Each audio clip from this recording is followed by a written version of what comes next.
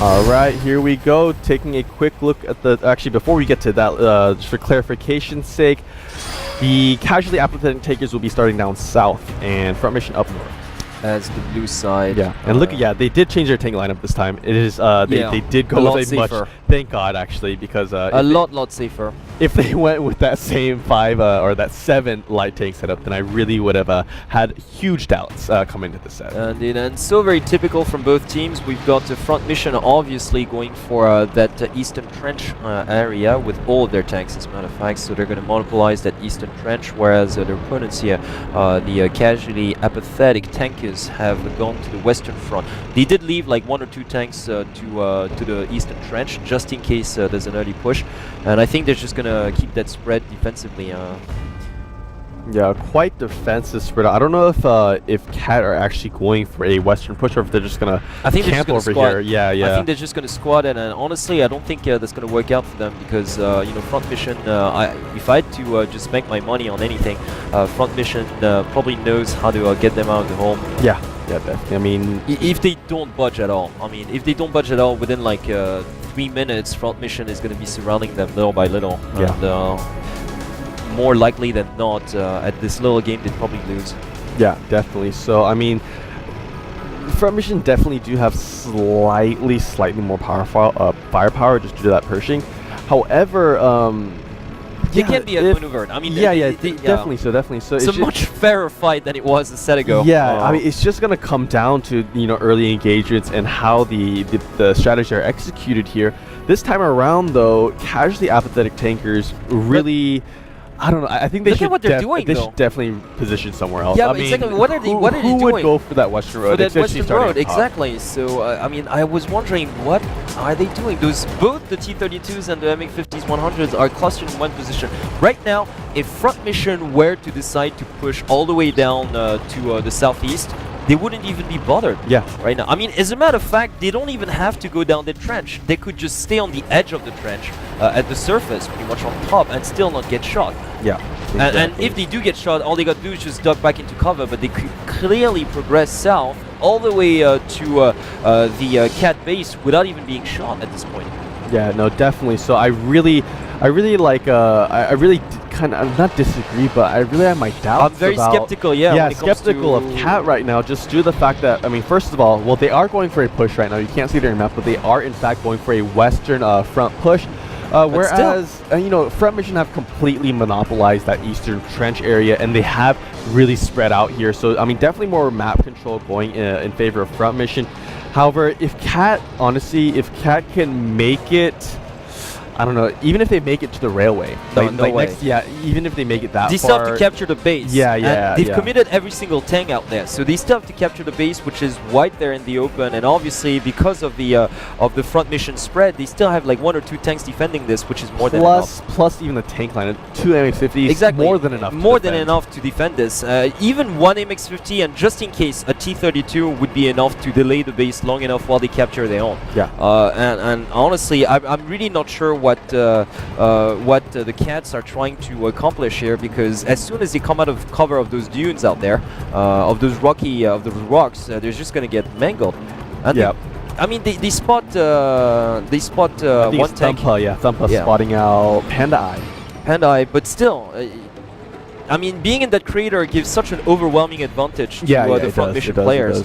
So.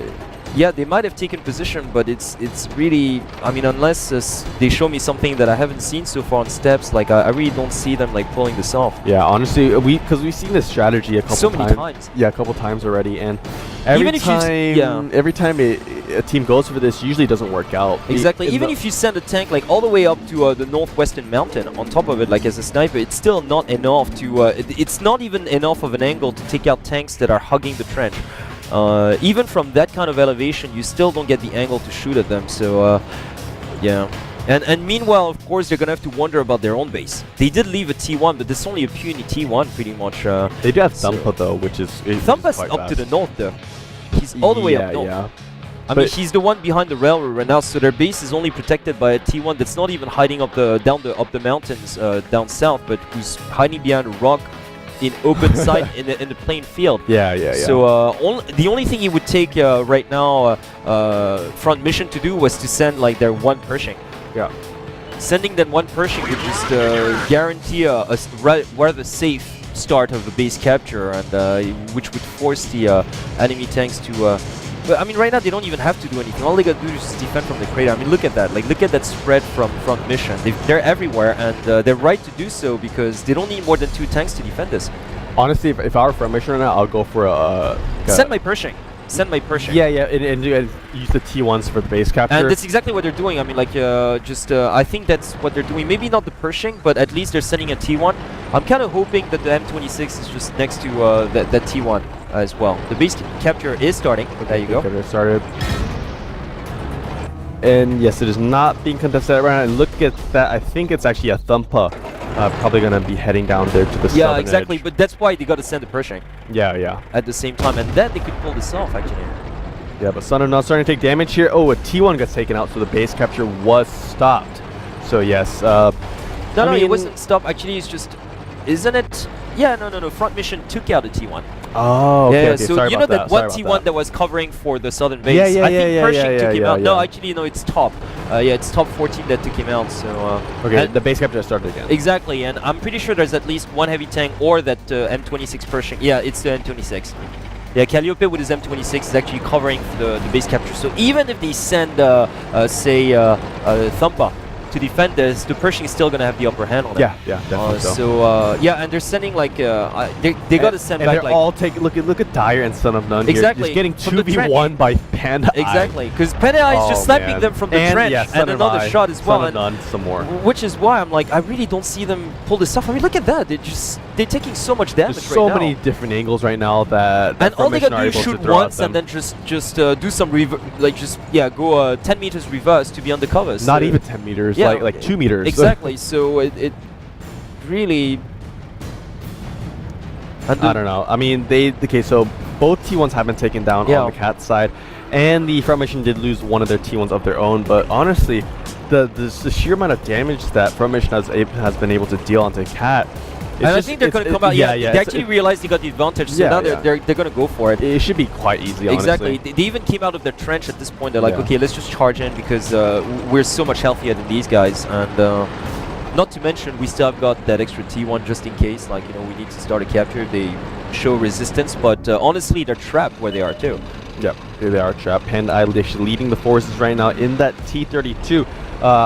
Boom should be on the other side of this kind of rock formation as well.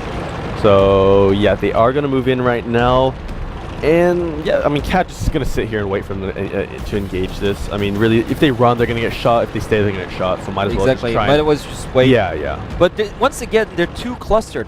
They can't get like that many angles from where they are right now. Wow, 3 shots actually missing onto Panda Eye right there. That is going to be huge. Oh, and look at that, Son of Fun here, Son of None, sorry, just taking a lot of hits. He's 1 shot away, I think, from dying. He's got about 385. Wow, they keep missing shots, these Cat look members. at that, Son of Gun down to 48. Yeah, wow. that's game over. Really. Honestly, I mean, and look at that. Even Canis Lupus here, down to 200. Oh my god, this is a carnage. It's absolute carnage. And they're not even like able to land shots. Yeah, no, had Dyer and Son of None landed all 3 of those shots onto either Panda Eye or even Boom TH as they first came in, I mean, that was the only chance of having any chance of coming in. Ripper is charging and unleashing his autoloader. He doesn't even care about dying at this point. He's just like, I just want to empty my 6 shells, pretty much, just for the sheer pleasure of destruction. Exactly, like just for the pleasure of destruction. And look at that, it's going to be almost a clean sheet. Like only top 14 was taken down on the front mission side alongside the T1, but an overwhelming victory altogether, and just once again righteously deserved. I mean. Now, the Cat team, they just really couldn't come up with strategies that were creative enough to pause any kind of problems to front mission. They were way too predictable, and even when it's obvious that their strategy is not working, they don't even reposition themselves. They just like they hug closer to each other pretty much. I think they're just a little overwhelmed by the level of their opponents as well. Yeah, definitely. So I mean, Cat Well, another one of those teams that I can They see. they need more experience. I mean, I can see potential. Yeah. I mean, they aren't bad at all. It's just the fact that they don't have. I think it's just experience. That exactly. they It's need. just they need more games at this level. Like they need more competition time.